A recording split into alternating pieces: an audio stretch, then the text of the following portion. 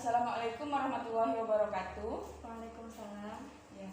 Baik, apakah benar sekarang saya sedang berbicara kepada Ibu Nyonya A dan keluarga? Iya, betul. Ya. Jadi kalau boleh tahu di sini Mbak sebagai siapa Nyonya A ya, Mbak? Saya anaknya Ibu. Oh, sebagai Nyonya Ibu. Iya. Baik. Jadi sebelumnya perkenalkan, saya perusahaannya ahli gizi di rumah sakit ini. Nah, jadi saya hari ini akan melakukan konseling sebelum memulangkan Ibu Nyonya A.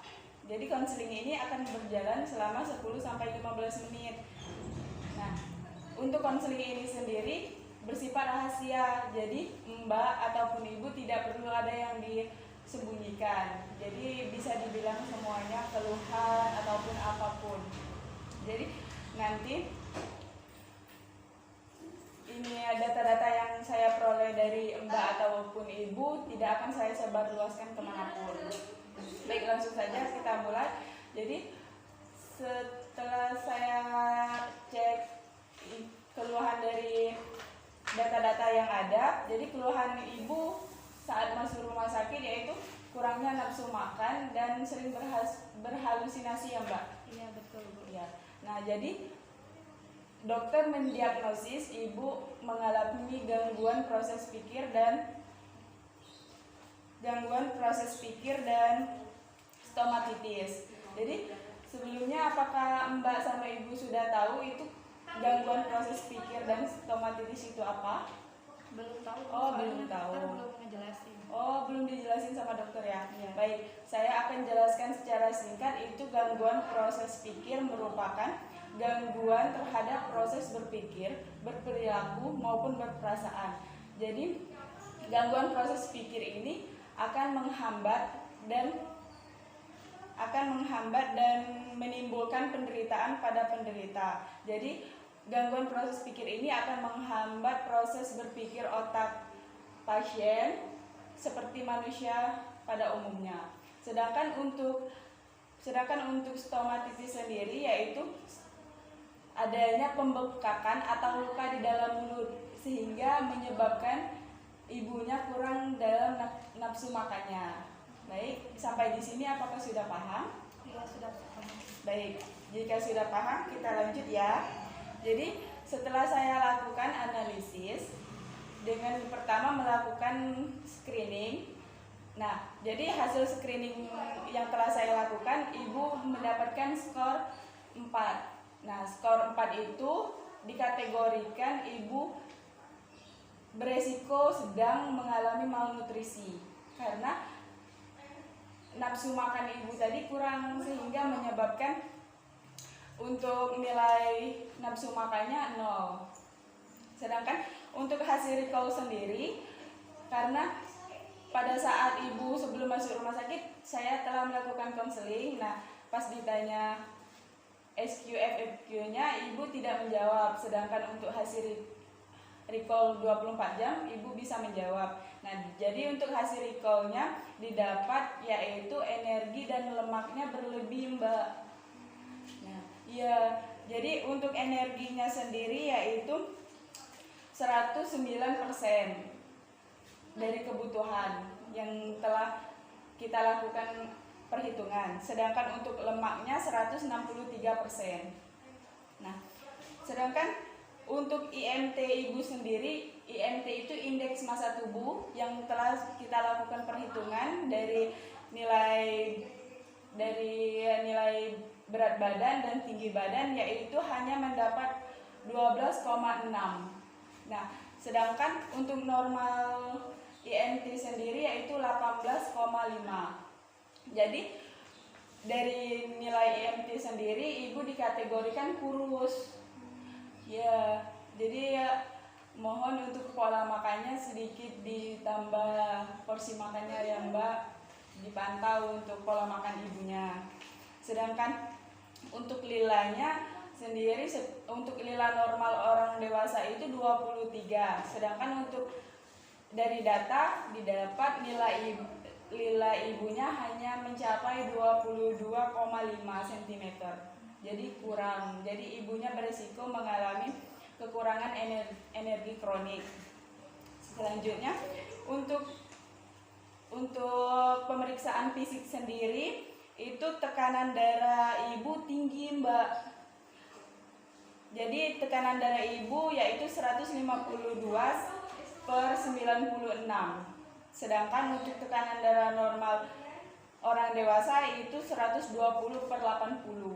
Jadi tekanan darah ibu tinggi dan nadi juga tinggi. Nadi ibu 112 kali per menit. Sedangkan untuk nadi tinggi yaitu 60 sampai 100 kali per menit. Jadi untuk tekanan darah ibu tinggi dan nadi ibu tinggi ini juga disebabkan karena ibunya sering stres, depresi, sehingga menyebabkan tekanan darah dan nadi ibu tinggi.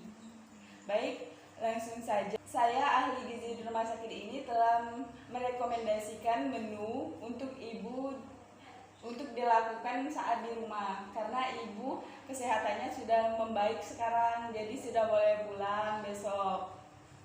Nah, jadi di sini saya telah merekomendasikan menu. Di sini saya menggunakan menu diet Mediterranean. Apakah Mbak tahu itu diet Mediterranean apa? Tidak. Jadi diet Mediterranean itu yaitu diet yang konsumsi lemak jenuhnya hanya sedikit. Jadi untuk lemak tidak jenuhnya banyak. Jadi untuk diet Mediterranean ini yaitu Mbak menjaga pola makan ibu dari garam, gula itu konsumsinya hanya boleh sedikit saja, tidak boleh berlebihan. Terus ibu juga tidak dianjurkan untuk mengkonsumsi soda. Terus juga untuk protein hewaninya ibu tidak dianjurkan untuk mengkonsumsi daging merah. Nah, jadi di leaflet ini telah saya tulis untuk bahan makanan yang dianjurkan sendiri yaitu dari sayur-sayuran, kacang-kacangan, terus protein hewani, protein nabati itu bisa ibu konsumsi. Kalau protein hewaninya tadi telah saya jelaskan, ibu tidak dianjurkan untuk mengkonsumsi daging merah.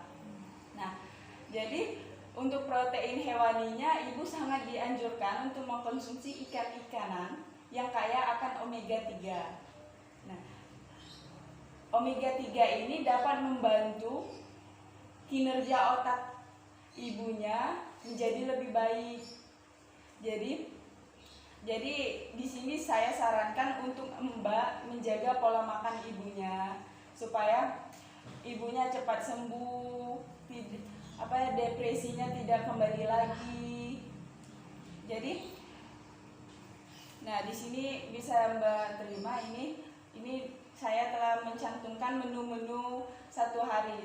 Telah saya rekomendasikan itu mulai dari sarapan, selingan, makan siang, selingan sore, dan makan malam. Nah, jadi Mbak bisa melihat di sini contoh menunya bagaimana. Nah, jadi misal Mbak nanti ada yang Mbak pingin tahu lagi terkait diet yang telah saya rekomendasikan ini, Mbak bisa menghubungi saya di nomor di atas ini. Di sini saya telah mencantumkan nomor telepon saya ya Mbak. Ya, baik. Apakah ada yang ingin ditanyakan sampai di sini? Sepertinya sudah cukup Bu, sudah jelas. Oh ya, baik. Jika sudah jelas, jadi untuk 1 bulan ke depan saya akan melakukan monitoring dan evaluasi ya Bu, Mbak, terhadap ibunya. Nah, jadi saya akan memantau yang pertama yaitu berat badan ibunya. Karena di sini tadi dilihat berat badan ibunya sangat kurus, didiagnosis kurus kan, dikategorikan. Terus juga saya akan memantau pola makan ibunya. Nah, jadi pola makan ini juga dapat mendorong untuk kesehatan ibunya sendiri. Ya, jadi nanti saya akan jadwalkan 1 bulan sekali monitoring dan evaluasi. Baik, jika tidak ada yang ingin ditanyakan, saya akan menambahkan sedikit ya untuk Mbak supaya ibunya dijaga.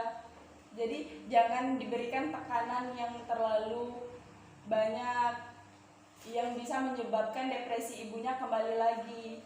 Nah, sedangkan untuk aktivitas di luar rumah juga dibatasin dulu ya Mbak, untuk aktivitas ibunya di luar rumah. apalagi kumpul-kumpul bersama tetangga itu juga dapat menyebabkan tekanan banyak dari luar yang bisa menyebabkan ibunya makin berhalusinasi, terus mempunyai keinginan yang lebih, dan nanti bisa menyebabkan ibunya merasa tidak percaya diri melihat dari tetangga-tetangganya. Nah, jadi di sini saya sarankan kepada Mbak dan keluarga untuk sangat dijaga ibunya, baik dari aktivitas fisik, pola makan, maupun keseharian lainnya. Baik, jika sudah paham, saya ucapkan terima kasih atas waktunya Ibu. Semoga cepat sehat ya Bu. Ya, Mbak, saya ucapkan terima kasih atas waktunya yang telah bersedia mengikuti konseling sebelum pulang yang telah kita lakukan tadi. Baik, atas waktunya saya ucapkan terima kasih dan saya akhiri. Assalamualaikum warahmatullahi wabarakatuh. Ya, semoga ibunya cepat sembuh.